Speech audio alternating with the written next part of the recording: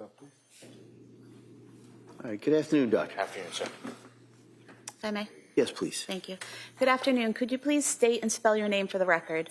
Mark Joseph Tenerowicz, Markjoseph Tenerowicz.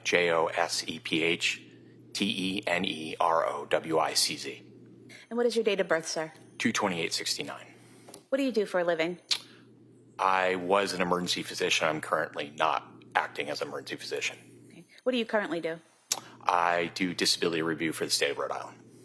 And so directing your attention back to January of 2023, were you an emergency room physician at that time? Yes, I was. And where did you work? Beth Israel Deaconess Plymouth.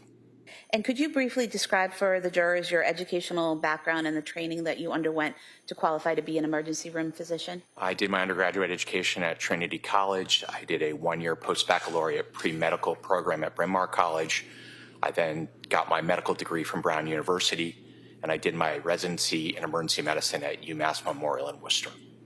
And when you finished your education and training, did you work in emergency care after that point up until you changed positions? I worked in emergency medicine from 1997 until May of 2025. And directing your attention to January 24th, 2023, were you working in the evening hours that day? I was. And at some point in time, did you treat a child named Dawson Clancy? Yes. How did he arrive at the hospital? He arrived by fire department ambulance. And when he arrived, were you given a summary of his injuries by emergency personnel? Yes. What did you learn at that time? I was told that he reportedly had been strangled and he was found without a pulse and not breathing. And what observations did you make of Dawson yourself? When he arrived, he had a breathing tube in. They had placed a device into the bone of his leg to give him intravenous fluids and medicines. CPR was in progress. He was not breathing on his own, and he had no pulse and was not responding. And did you observe any trauma to his body? I believe there were some old appearing bruises on his legs, and there was some ruptured blood vessels on his face. And did you observe anything in the area of his neck? Not that I can recall. And what did you do to treat Dawson?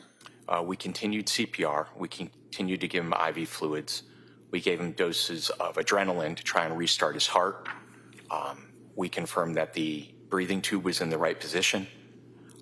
We eventually gave medicines to treat the presumed acid buildup in his blood. We gave him calcium to make sure that his heart would, if it started again, would beat effectively, and that's what we did. And how did you go about making sure that the breathing apparatus was in place properly?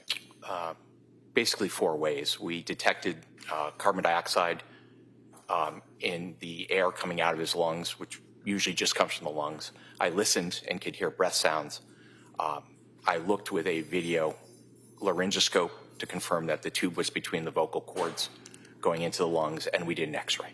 And when you say you were hearing breath sounds, was that him breathing on his own or something else breathing for him? That it was someone breathing for him, squeezing the bag attached to the breathing tube. Okay.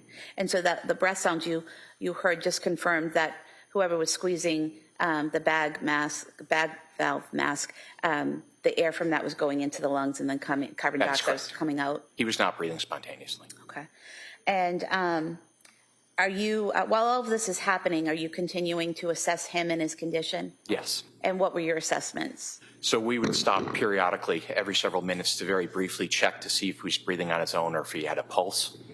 And he was not at any point. At one point, towards the end of the resuscitation, I used an ultrasound to determine if his heart was beating effectively, and there was no evidence of that.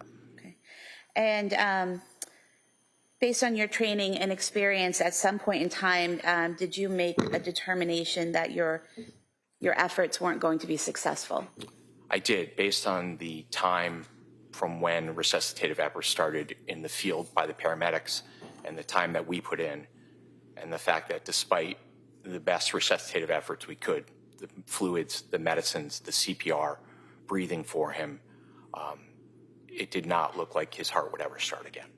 Approximately how long did you and your team work on Dawson? I believe we worked on Dawson about 40 minutes in addition to what the paramedics had done previously. At any point in time, did you try to use a defibrillator? I did not. And why is that? He was unfortunately never in a heart rhythm that would have made defibrillation an effective treatment. So your heart has to be in a certain condition for a defibrillator to even work? Yes, there are 2 heart rhythms, basically equivalent of the heart, that if you use a defibrillator, you can restore a rhythm that makes the heart beat effectively. He was never in one of those rhythms. And at some point in time, did you declare Dawson deceased? Yes. Okay. And do you recall when that was? I believe from my review of the records recently, it was at 1928. In 1928, would that be 7:28 p.m.? That's correct. Thank you, doctor. Mr. Reddington. Good afternoon. You indicated that you observed what appeared to be older bruises to his legs, his lower Yes. legs, that like shin area? That area? Yes. And you also had an interosseous device, I think, is that what you said? Yes, he did. And that would require inserting a needle or something into the actual shin bone area? Yes, into the tibia.